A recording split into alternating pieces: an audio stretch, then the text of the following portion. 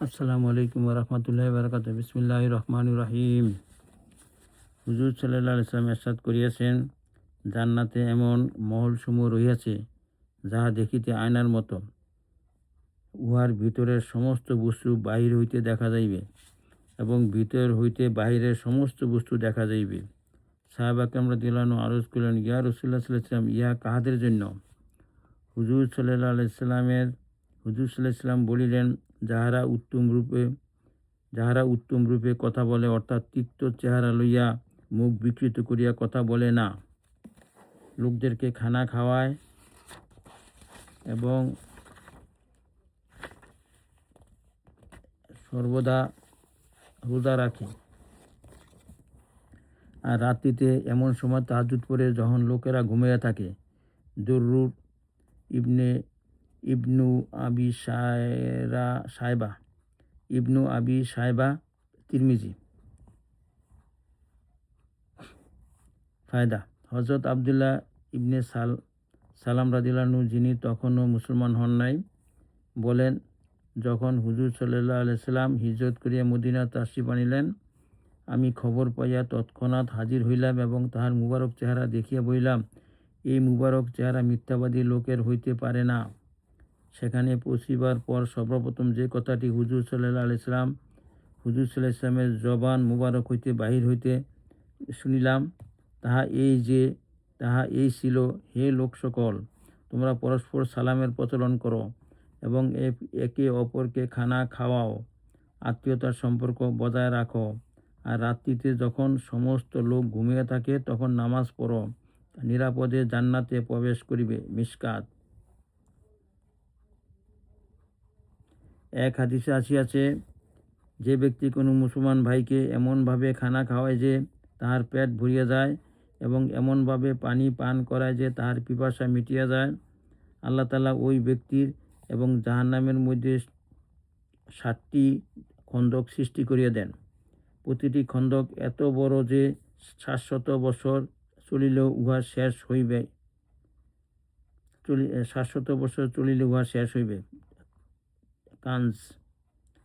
এক হাদিসে আছে, সমস্ত মখলুক আল্লাহ তাআলার পরিবার, সন্তান সন্ততির পর্যায়ে।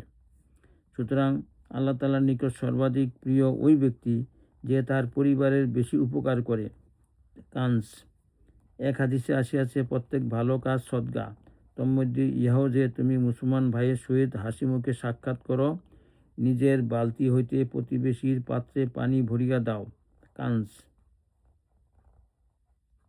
উত্তম রূপে কথা বলার অংশ হিসাবে ইহাও একটি গুরুত্বপূর্ণ বিষয় যে মানুষের সহিত হাসি মুখে কথা বলিবে, বিরক্ত সহকারে মুখ বিকৃত করিয়া কথা বলিবে না। এক হাদিসে আসিয়াছে, ভালো কাজের কোনো অংশই তুচ্ছ নয়, চাই উহা আপন ভাইয়ের সহিত হাসি মুখে সাক্ষাৎ করাই হোক না কেন। এক হাদিসে আছে, কেহ যেন ভালো কাজের কোনো অংশকে তুচ্ছ মনে না করে, আর কিছু সম্ভব না হইলেও কমপক্ষে যেন আপন ভাইয়ের সহিত হাসি মুখে সাক্ষাৎ করে। কানজ। এক হাদিসে আসিয়াছে, কাহারও সহিত হাসি মুখে সাক্ষাৎ করাও সদকা, কাহারও ভালো কাজের হুকুম করা অথবা খারাপ কাজ হইতে বিরত রাখাও সদকা, কোনো পথবলা মানুষকে পথ দেখানো সদকা, রাস্তা হইতে কোনো কষ্টদায়ক জিনিস, কাটা ইত্যাদি সরিয়ে দেওয়া সদকা, নিজের বালতি হইতে কাহারও পাত্রে পানি ঢালিয়া দেওয়াও সদকা। কানজ। এক হাদিসে আসিয়াছে, কিয়ামতের দিন জাহান্নামী লোকদেরকে এক কাতারে দাঁড় করানো হইবে, তাহাদের নিকট দিয়া একজন জান্নাতি কামেল মুসলমান অতিক্রম করিবে। ওই কাতার হইতে এক ব্যক্তি তাহাকে বলিবে, তুমি আমার জন্য আল্লাহ তাআলার নিকট সুপারিশ করিয়া দাও। সে জিজ্ঞাসা করিবে, তুমি কে? জাহান্নামী ব্যক্তি বলিবে, তুমি আমাকে চেনো না?